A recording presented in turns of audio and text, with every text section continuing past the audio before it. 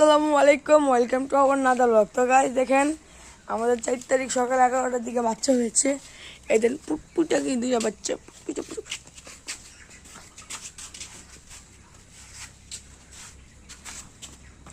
এই জন্য আর একটু ফুটফুটে বাচ্চা।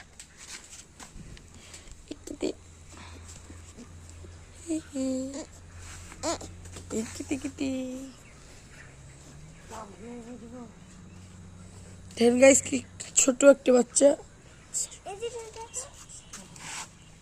একটা ছোট বাচ্চা দেখেন আপনারা। তো গাছ আমার নাম আমি কইতেছি, ওকে নাম গাছ আমি বলতেছি। রাইচু, রাইচু। তো গাছ আমাদের একটা ছাগল আছে, এখানে মোটামুটি 8টি ছাগল গাইস। আজকে আমি সব ছাগলের নাম বলবো পার্ট 2-এ।